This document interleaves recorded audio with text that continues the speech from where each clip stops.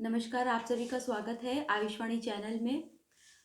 हम लोग एआईपीजीटी की तैयारी के लिए लेक्चर सीरीज शुरू करने जा रहे हैं। या लेक्चर नहीं, एक तरीके से इम्पॉर्टेंट जो चरक संहिता सुश्रुत संहिता है, जहाँ तक हो पाएगा इसको जो है, इसके जो इम्पोर्टेंट पॉइंट्स हैं उसको कवर कराने की कोशिश करेंगे।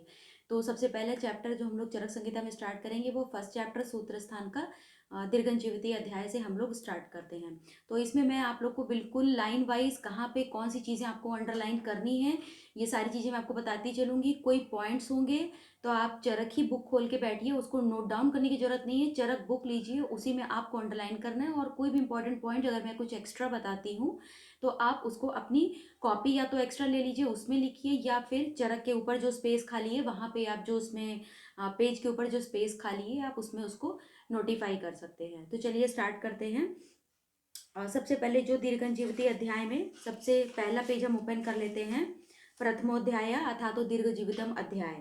ठीक है, तो इसमें आपको अंडरलाइन करना है जो विमर्श दिया गया है। विमर्श में जो शब्द आया है, सेकंड पेज पे आइए। सेकंड पेज में ऊपर से सेकंड लाइन में दिया हुआ है, चरक संहिता पढ़ाने के लिए मैंने जो है वो काशीनाथ पांडे और गोरखनाथ चतुर्वेदी की ही बुक को लिया है। ये बुक दी बेस्ट है मेरे हिसाब से एआईपीजीटी की तैयारी के लिए। और इसमें विमर्श में भी बहुत अच्छे अच्छे पॉइंट्स दिए हुए हैं। इस बुक की यही खास बात है, तो इस बुक से ही मैं इसको पढ़ाऊंगी। आप अगर आपके पास नहीं है तो आप चाहें तो परचेज कर सकते हैं, और नहीं तो जो इंपॉर्टेंट पॉइंट्स है मैं श्लोक का नंबर बोलूंगी, आपके पास जो भी बुक हो आप उससे भी इसको कवर कर सकते हैं। तो सबसे पहले जो इसमें चैप्टर है, फर्स्ट जो सेकंड पेज है दीर्घजीविती अध्याय का, इसमें शुरुआत में दिया हुआ है सेकंड पेज पे, सेकंड लाइन ऊपर से दी हुई है कि मंगल से यह भी स्पष्ट है कि यह संगीता पौराणिक काल के पूर्व में रची गई है, क्योंकि पौराणिक युग में गणेश आदि देवता की भी वंदना पाई जाती है। इसको आप अंडरलाइन कर लीजिए कि ये पौराणिक काल के पूर्व में रची गई, ऐसा बताया गया है। उसके बाद इसमें बहुत ज़्यादा इंपॉर्टेंट कुछ नहीं है, आप चाहिए तो एक रीडिंग लगा सकते हैं। रीडिंग लगाने से बहुत सारी चीज़ों का आइडिया होता है। तो इसमें इस पेज पे लास्ट पॉइंट में आप आइए, बिल्कुल लास्ट लाइन में लिखा है सभी प्रकार के ग्रंथों में अनुबंध चतुष्टय। अनुबंध चतुष्टय बहुत बहुत इंपॉर्टेंट है, इसको अंडरलाइन करिए। अभिधेय प्रयोजन संबंध अधिकारी, ठीक है। इसको अगर आप कोड से चाहें तो याद कर सकते हैं, आप सा APSA, अभिधेय प्रयोजन संबंध और अधिकारी। ठीक है, ये बहुत इंपॉर्टेंट है। अनुबंध चतुष्टय अगर आप चाहिए तो शुरुआत से चतुष्टय वर्ड जितनी भी जगह भी आएगा, जैसे अभी अनुबंध चतुष्टय, पुरुष चतुष्टय, सॉरी पुरुषार्थ चतुष्टय, बहुत सारे वर्ड्स आएंगे तो इनको एक जगह आप इकट्ठा भी कर सकते हैं। तो अनुबंध चतुष्टय में अभिधेय प्रयोजन संबंध अधिकारी, APSA, आपसा, इससे आप चाहिए तो इसको अंडरलाइन कर लीजिए। उसके बाद थर्ड पेज पे आइए। थर्ड पेज में फोर्थ लाइन पे लिखा हुआ है कि अभिधेय संबंध प्रयोजन अधिकारी के बारे में थोड़ा सा डिस्क्रिप्शन दिया है, इसको अंडरलाइन करिए। अभिधेय का मतलब होता है हेतु, दोष, द्रव्य, स्वरूप, स्कंदत्रय और रोगों की उत्पत्ति को रोकना, इसको अभिधेय बताया गया है, इसको अंडरलाइन कर लीजिए। फिर प्रयोजनम हम सबको पता ही है, पढ़ते आ रहे, धातु क्रिया, धातु साम्य क्रिया चौथा तंत्रास्य प्रयोजनम और आतुरस्य विकार प्रशमनम स्वस्थ स्वास्थ्य रक्षणम, इसको अंडरलाइन कर लीजिए। संबंध कैसा, वाच्य और वाचक का लक्षण संबंध है, ये अंडरलाइन कर लीजिए। उसके बाद नेक्स्ट आइए, एक दो लाइन छोड़ के दिया है कि संहिता के सूत्र स्थान में 4 प्रकार के सूत्रों का निर्देश दिया गया है। ये बहुत इंपॉर्टेंट है, 4 सूत्र दिए गए, कौन कौन से अंडरलाइन करें, गुरु सूत्र, शिष्य सूत्र, प्रतिसंस्कृत सूत्र और एकीय सूत्र। तो इसके बारे में बहुत डिटेल में नहीं पूछा जाता है, सिर्फ आपको ये 4 रटे होने चाहिए कि गुरु ने जो बताया, उसके बाद शिष्य, गुरु ने जो बताया, जो उसको पता था वो उसने बताया, उसके बाद शिष्य ने उसको सुना और फिर उसने उसके अनुसार जो है वो संहिताएं वगैरह लिखी। और फिर प्रति संस्कृत मतलब जो प्रति संस्कर्ता के द्वारा उपस्थित किया जाता है, मतलब जो प्रति संस्कर्ता जो भी चीजें छूट गई हैं या कुछ किसी और चीजों को वो स्पष्ट करना चाहता है तो वो प्रति संस्कृत सूत्र होता है। और एक ही ये सूत्र प्रसंगवश जब किसी स्थान पर अन्य आचार्य के सिद्धांत का उदाहरण दिया जाता है उसे कहते हैं। ठीक है, तो इस तरीके से इसको बताया गया है। जैसे आत्रेय के लिए भगवान शब्द का प्रयोग किया गया है, तो भगवान किसके लिए है, सर्वशक्तिमान के लिए है। तो आत्रेय को उन्होंने यही स्पष्ट करना चाहा है कि जो भी उन्होंने कोई भी अगर कोई परिभाषा संभाषा हुई है या कुछ भी हुआ है तो उन्होंने जो एक ही सूत्र, अगर एक बात आत्रेय जी ने कह दी तो वो फुल एंड फाइनल मानी जाती है, तो एक ही सूत्र इसको कहेंगे। तो 4 चीजें हमें याद कर लेनी, गुरु, शिष्य, प्रति संस्कृत और एक ही। अब इसमें आप इसी पैराग्राफ में लास्ट में एक लाइन दी है, इस सूत्र स्थान में 4 4 अध्यायों का 7 वर्ग, 8वां वर्ग 2 अध्यायों का माना है। इसको अंडरलाइन कर लीजिए। क्या क्या है वे 7 वर्ग। तो 7 वर्ग में इसका कोड बन जाएगा। इसमें शुरुआत के वर्ड्स को जोड़ के बनाया गया। सबसे पहले तो अंडरलाइन कर ले, भेषज, स्वास्थ्य, निर्देश, कल्पना, रोग, योजना, अन्नपान, संग्रह द्वय। ये पॉइंट वाइज दिए हैं, इन सारे पॉइंट्स को आप अंडरलाइन कर लीजिए। ठीक है, ये आपको लाइन वाइज ये सीक्वेंस में ही याद होने चाहिए। ठीक है, तो ये हो जाएगा BSNK RY A और S।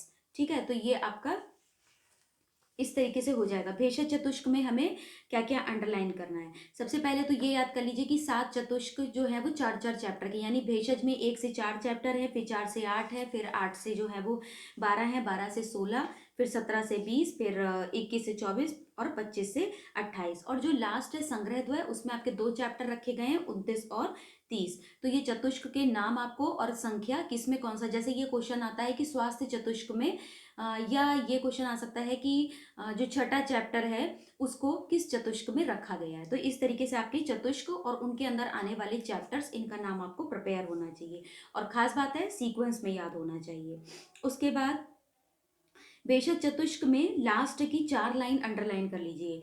प्रथम कारण द्रव्यों के स्वरूप आदि का, बाद में कार्य द्रव्यों का वर्णन, सॉरी जो शुरुआत की जो कुछ पैराग्राफ हैं, मतलब 3, 4, 8 लाइन है, वो पहले चैप्टर के बारे में बताया गया। ये सारा हम लोग वहाँ पढ़ेंगे चैप्टर में। इसमें आप अंडरलाइन कर लीजिए। भेषज चतुष्क में 1 2 3 4 5 छठी लाइन में दिया है लाभ ज्ञान विचार सत्ता। यहाँ देखिए अर्थ चतुष्टय आ गया, जैसे अनुबंध चतुष्टय आया था वैसे ही अर्थ चतुष्टय। अर्थ चतुष्टय में लाभ ज्ञान विचार सत्ता, अंडरलाइन करें इसको।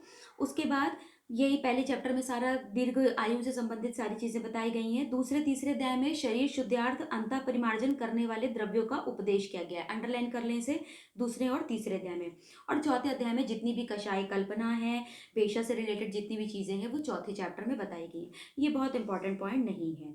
स्वास्थ्य चतुष्क में 5 से 8 चैप्टर आए हैं, जिसमें सारा स्वास्थ्य से रिलेटेड डिस्क्रिप्शन दिया गया है। तो यहाँ पे पहले स्वास्थ्य संरक्षण की बात करेंगे और उसके बाद रोग प्रशमन की बात करेंगे। तो इन्होंने जो है वही मात्रा क्षिति है, फिर तस्या क्षिति है, फिर नावेगान धारणी, और फिर उसके बाद जब ये सब हो जाता है तो चूंकि हमारी सारी क्रियाएं जो होती है, दिनचर्या ऋतुचर्या, ये सब इंद्रियों के ही अधीन मानी जाती है। तो उस 8वें चैप्टर को जो है वो इंद्रियों के बारे में पूरा डिस्क्रिप्शन 8वें चैप्टर में दिया गया है। नेक्स्ट आता है निर्देश चतुष्क, 9 से 12 में बताया गया। अब हमने यहाँ पे दूसरे प्रयोजन रोग प्रशमन की बात की है, इसको आप अंडरलाइन कर लें। इसमें जो है वो दिया गया है निर्देश चतुष्क में पहली लाइन, यह चतुष्क आयुर्वेद के दूसरे प्रयोजन रोग प्रशमन की पूर्ति का उपक्रम आरंभ करता है। ये पूछा जा सकता है कि स्वास्थ्य चतुष्क किस लिए बनाया गया और निर्देश चतुष्क किस लिए, यानी कि रोग प्रशमन के लिए बनाया गया है। फिर इसके बाद इसमें वही 9 10 11 12 चैप्टर आ जाएंगे आपके। ठीक है, इसमें कुछ खास नहीं करना है। कल्पना चतुष्क, इसमें स्नेह स्वेद कल्पनाओं के बारे में बताया गया। रोग चतुष्क 17 18 19 20, रोग में क्या है कि अंतःशिरसीय, त्रिशोफीय, अष्टोदरी और महारोगी बताएं। इनको अंडरलाइन करने चाहें तो चैप्टर का नाम। योजना चतुष्क में 21 22 23 24 अंडरलाइन कर लें खाली। अन्नपान चतुष्क में 25 से 28 तक अध्याय बताए गए हैं, यानी कि अन्नपान के बारे में सारा बताया गया है। और संग्रह द्वय में 29 और 30, द्वय वर्ड इसमें जुड़ा हुआ है। द्वय का मतलब दो, यहाँ पे 2 चैप्टर। 29 में 10 प्राणायतन, चिकित्सक के लक्षण, भेद का वर्णन, ये सब 29वें चैप्टर में बताया। और 30वें में हृदय, ओज, इन सब के बारे में पूरा डिस्क्रिप्शन दिया गया है। अब पहले चैप्टर में और क्या क्या चीजें हैं इसको हम अंडरलाइन करिए। सबसे पहले आता है आयुर्वेदावतरण। तो आयुर्वेदावतरण चरक संहिता के अनुसार क्या क्या है इसको अंडरलाइन करें। इसमें सबसे पहला जो जो 3rd नंबर का श्लोक है इसको अंडरलाइन करें। ये 4th पेज पे लास्ट श्लोक है। इसमें अंडरलाइन कर ले, दीर्घन जीवितम इच्छन भरद्वाज उपागमत, यानी कि दीर्घ जीवन की इच्छा रखते हुए भरद्वाज आए। इंद्रम उग्र तपा बुद्धवा शरणम अमरेश्वरम। इंद्रम उग्र तपा, देखिए इंद्रम के साथ यहाँ पे उग्र तपा वर्ड जरूर जुड़ा हुआ है। उग्र तपा का मतलब होता है कि जो तपस्या में उग्र हो, मतलब तपस्या में उग्र का मतलब भी तपस्या में पूरा लीन हो, या तपस्या से वो जो है बहुत सारी सिद्धियां प्राप्त कर चुका हो, जिसके द्वारा वह स्वर्ग लोक में जा सकता हो, देवताओं के सामने जा सकता हो और जाके वहां पे ज्ञान को प्राप्त कर सके। तो इसीलिए ये उग्र तपा वर्ड ये भरद्वाज के लिए दिया गया है। लिखा ये इंद्र के साथ है, पर यह उग्र तपा वर्ड जो है वो भरद्वाज के लिए दिया गया है।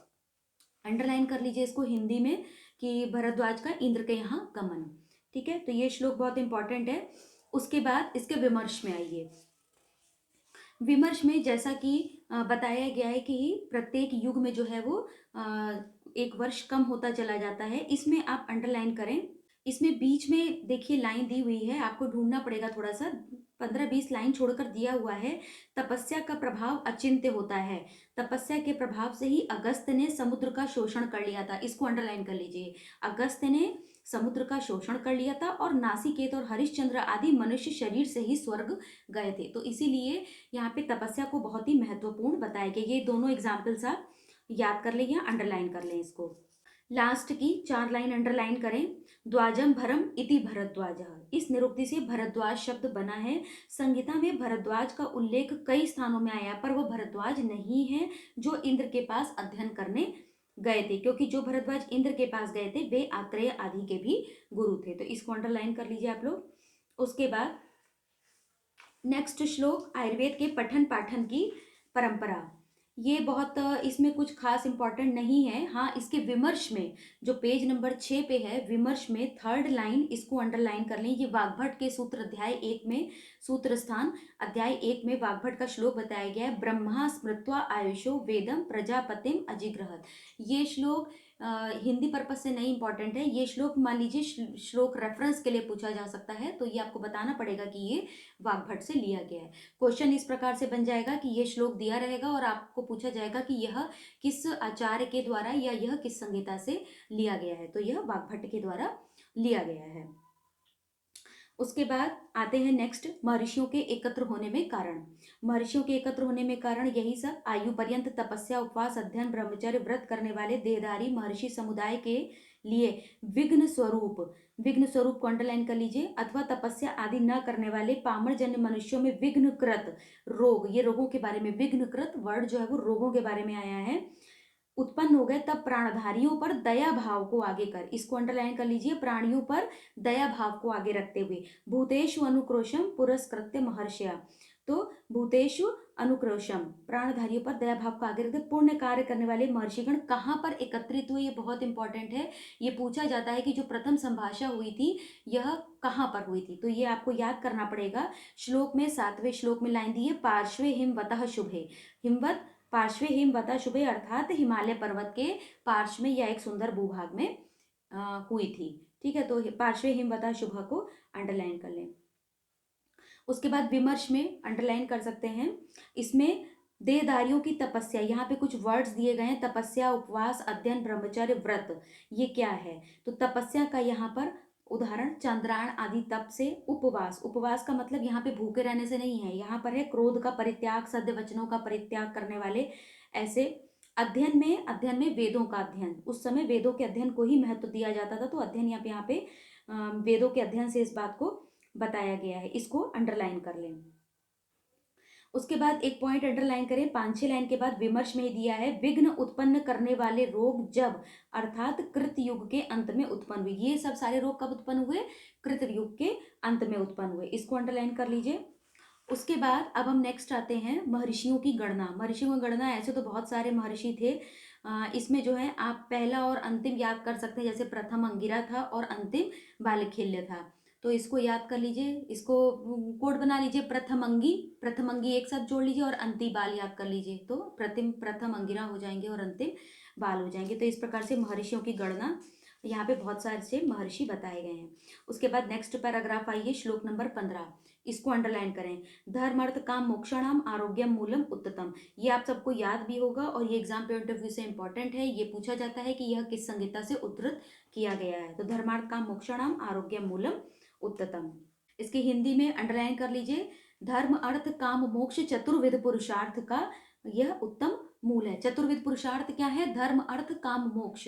तो जैसे पुरुषार्थ चतुष्टय था, अनुबंध चतुष्टय था, अर्थ चतुष्टय क्या था, ज्ञान लाभ विचार सत्ता। तो इसी प्रकार से यहाँ पे चतुर्विध पुरुषार्थ बताए गए हैं, धर्म अर्थ काम मोक्ष, इनको मूल बताया गया है। ठीक है। उसके बाद इसी पैराग्राफ में लास्ट की 2 लाइन याद अंडर 3 लाइन अंडरलाइन करें। जब महर्षिगण ध्यानस्थ हो गए तब ध्यानावस्था में ही वे दिव्य दृष्टि से ये देखे कि शक्र शक्र वर्ड जो है वो इंद्र के लिए आया है, इसको अंडरलाइन करें।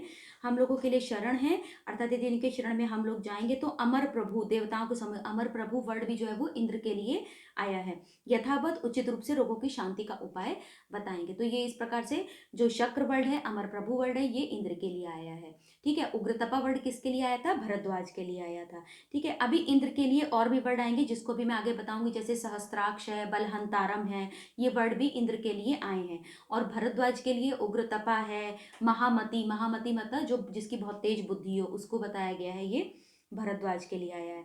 फिर उसके बाद हम नेक्स्ट पैराग्राफ पे आते हैं, 18 से 23 श्लोक नंबर पे, भरद्वाज की नियुक्ति तथा इंद्र से वार्ता।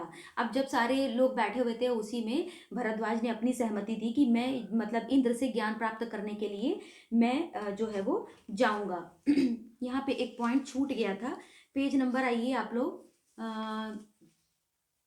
5 नंबर पे आइए। आयुर्वेद के पठन पाठन की परंपरा में आयुर्वेदावतरण में क्या सीक्वेंस था, इसको एक बार अंडरलाइन कर लीजिए। पेज नंबर 6 पे पहली लाइन, सॉरी पेज नंबर 5 से ही अंडरलाइन कर लीजिए। जिस प्रकार संपूर्ण आयुर्वेद का उपदेश ब्रह्मा ने किया था उसे उसी रूप में ठीक ठीक सर्वप्रथम दक्ष प्रजापति ने, यानी ब्रह्मा से दक्ष प्रजापति ने, दक्ष प्रजापति से आगे दिया हुआ है अश्विनी कुमारों ने आयुर्वेद का विकल ज्ञान प्राप्त किया। उसके बाद अश्विनी कुमारों से इंद्र ने प्राप्त किया, और इंद्र के बाद, अब इंद्र तो देवता में गिने जाते हैं, मतलब ये सब देवता हो गया।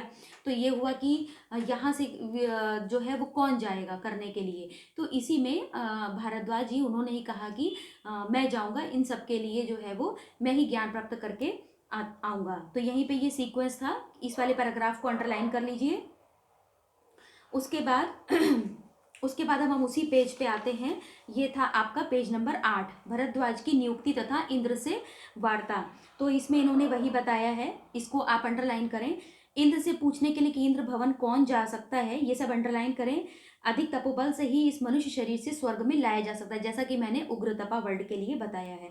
ठीक है। तो उस सभा में सर्वप्रथम वचन भरद्वाज ने ही कहा कि इस कार्य में मैं लगाया जाऊं। सभी महर्षिगण भरद्वाज को इंद्र के पास जाने के लिए नियुक्त किए, अतः सभी महर्षिगण भरद्वाज को ही इंद्र के पास जाने के लिए नियुक्त कर दिए। ठीक है। यहीं पे देखिए वर्ड आया है कि ऋषियों के मध्य भाग में वर्तमान और जो बल नामक दैत्य को मार चुके हैं। इसके लिए श्लोक में 20 नंबर के श्लोक में सेकंड लाइन है बलहंतारम, ये वर्ड अंडरलाइन कर ले, बलहंतारम अर्थात बल नामक दैत्य को जो मार चुके हों उसके बारे में बताया गया है। और ये बलहंतारम वर्ड जो है वो भरद्वाज के लिए यूज किया गया है। भरद्वाज ऋषि इंद्र के पास जाकर उन्होंने फिर इस प्रकार से जो है वो आगे लिखा हुआ है कि इस प्रकार से ज्ञान प्राप्त किया, ये सब बहुत इंपॉर्टेंट नहीं है। उसके बाद नेक्स्ट 24वां श्लोक, श्लोक पर्पस से भी इंपॉर्टेंट है, हिंदी पर्पस से भी इंपॉर्टेंट है, अंडरलाइन इट। हेतु लिंग औषध ज्ञानम स्वस्थातुर प्राणम त्रिसूत्रम शात्यम पुपितम पुण्यम बुबदे यम पितामह। अच्छा, मैं बहुत ज़्यादा एक्सप्लेन नहीं करूंगी, जो जो इंपॉर्टेंट पॉइंट्स हैं उनको ही बस अंडरलाइन कराऊंगी। ठीक है। तो इसमें ये श्लोक रेफरेंस के पर्पज से भी आता है, किस चैप्टर में है ये इंपॉर्टेंट है, ये भी पूछा जाता है कि पहला चैप्टर दीर्घंजीवित सूत्र स्थान में है। दूसरा ये क्वेश्चन बनता है कि चरक सुश्रुत वाग्भट कहाँ का है, ये भी इंपॉर्टेंट है। और तीसरा, कभी कभी एक दो बार हुआ है कि जैसे मान लीजिए त्रिसूत्रम वर्ड है, यहाँ पे डैश डैश करके छोड़ रखा है और फिलिंग दी ब्लैंक्स के तरीके से भी ये पूछ लिया जाता है। हालांकि अब आपको एग्जाम्स जो है वो इस तरीके से प्रिपेयर करने हैं क्योंकि असर्शन टाइप बेस्ड क्वेश्चंस आते हैं, तो आपको उस चीज़ के चारों तरफ की पूरी नॉलेज होनी चाहिए, ताकि जैसे त्रिसूत्रम वर्ड वहाँ पे लिख दिया, त्रिस्कंद वर्ड लिख दिया, ए एंड बी करेक्ट है, बी एंड सी करेक्ट है, सी इज नॉट करेक्ट, तो इस तरीके से आपका पूरा एग्जैक्टली प्रिपेयर होना चाहिए। उसके बाद हिंदी में चाहिए तो अंडरलाइन अंडरलाइन कर लीजिए, नहीं तो अगर आपने संस्कृत में ये श्लोक प्रिपेयर है तो हिंदी की बहुत जरूरत इसमें नहीं है।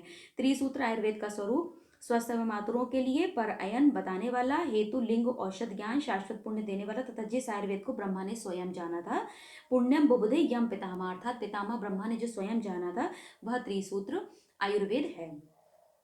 उसके बाद विमर्श में हम आते हैं, विमर्श में नेक्स्ट पेज पे आइए, 9th पेज पे, इसमें अंडरलाइन करिए हेतु सूत्र। हेतु सूत्र में अंडरलाइन कर लीजिए क्या हेतु संग्रह बताया गया है, काल बुद्धि इंद्रियों का, ठीक है। ये योगो मिथ्या न च अतिचा, अर्थात योग मतलब अयोग, मिथ्या योग, अति योग, ये बताया गया है। द्वय आश्रम व्याधि नाम, जो दो प्रकार से आश्रित होता है। त्रिविधो हेतु संग्रह, ये तीन हेतु के संग्रह बताए गए। यहाँ नीचे चार्ट बना हुआ है, हेतु सूत्र में आप देख सकते हैं, काल, इंद्रियार्थ, कर्म, और तीनों के अलग अलग बताया गया है। अति योग, मिथ्या योग, हीन योग, इसको अंडरलाइन कर लीजिए, जो चार्ट में प्रिपेयर कर लीजिए, चाहे हिंदी में। ये श्लोक भी आपको, श्लोक आपकी नजरों से कई बार होके जाना चाहिए। काल बुद्धि इंद्रिय अर्थानाम योगो मिथ्या न चाहती चाहिए, ये श्लोक बहुत बार रेफरेंस के लिए पूछा गया है, एंड इट्स फ्रॉम चरक।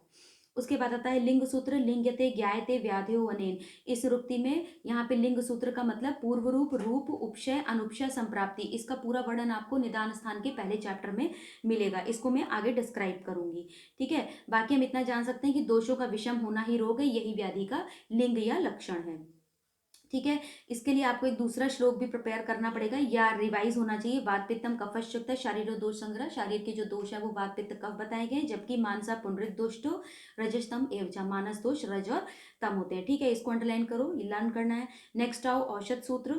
औषध द्रव्य को ही कहा जाता है, तीन प्रकार का होता है औषध। हमारे जो मेडिसिन है वो तीन प्रकार की होती है, किंचित दोष प्रशमनम, किंचित धातु प्रदूषणम, स्वस्थ मतम, किंचित द्रव्यम उच्यते। इसको अंडरलाइन कर लीजिए, ये श्लोक भी पूछा जाता है। ये तीनों श्लोक एग्जाम पॉइंट ऑफ व्यू से इंपॉर्टेंट है। अच्छा, यहाँ पे आप एक पॉइंट हाईलाइट कर सकते हैं, इसको लिख सकते हैं।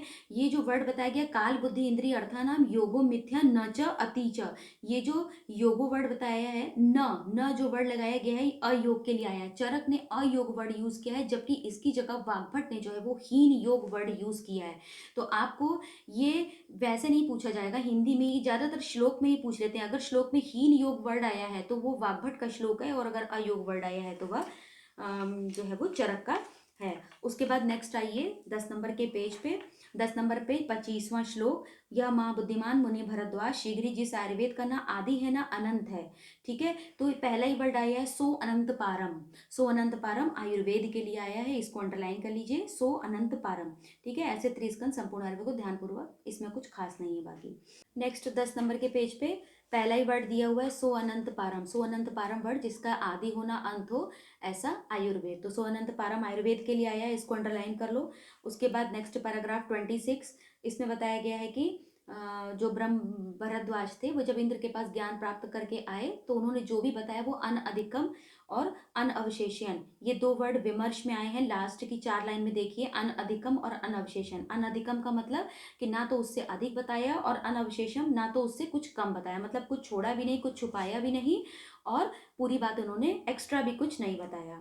उसके बाद नेक्स्ट आइए षट पदार्थ विज्ञान। षट पदार्थ विज्ञान पहले चैप्टर की इंपॉर्टेंट पॉइंट है ये, इसमें अंडरलाइन कर लीजिए। सामान्यम च विशेषम च गुणांतरभ्राण कर्माणि च समवायम च तच्च ज्ञात्वा तंत्रोक्तम विधिमा स्थिता, ऐसा बताया गया है। तो इसको चाहे तो श्लोक में लर्न कर लीजिए, चाहे हिंदी में लर्न कर लीजिए। सामान्य, विशेष, गुण, द्रव्य, कर्म और समवाय। इसका कोड याद कर लें, सावी गुद्र कसम। सा से सामान्य, वी से विशेष, गु से गुण, द्र से द्रव्य, क से कर्म और सम से सम। सम यहाँ पे स चूंकि 2 बार आया था इसलिए एक जगह सा लिया और लास्ट में सम लिया है, तो समवाय। तो सावी गुद्र कसम, ये 6 बताए गए हैं। विमर्श में अंडरलाइन करिए यहीं पर सेकेंड लाइन, न्याय आदि दर्शन ने 7 पदार्थ माने हैं, इसको याद कर लीजिएगा। और चरक के अनुसार वैशेषिक ने 6 माने, यानी कि चरक ने वैशेषिक ने 6 माने और न्याय ने 7 माने। नेक्स्ट पेज पे आइए, 11 पेज पे अंडरलाइन करिए लास्ट की 4 लाइन। वैशेषिक ने द्रव्य गुण कर्म को ही मुख्य माना है, ठीक है, बाकी 3 पदार्थों को उप पदार्थ माना है, अंडरलाइन करें इसको। और किरणावली में भी 7 पदार्थ को माना गया है, तो इसको अंडरलाइन करें। उसके बाद नेक्स्ट, पुनर्वसु, आत्रेय का अग्निवेश आदि 6 शिष्यों को आयुर्वेद का उपदेश, ठीक है। तो 6 शिष्य कौन कौन थे? अग्निवेश, भेद, जतुकर्ण, पराशर, हारित, छारपाणी। ये 6 नाम याद करने बहुत आसान है, इसको जब आप रेगुलर रोज रिवाइज करेंगे तो आपको ये नाम याद हो जाएंगे, ठीक है। तो 6 शिष्य थे आत्रेय के, ये सारा इन्होंने बताया। उसके बाद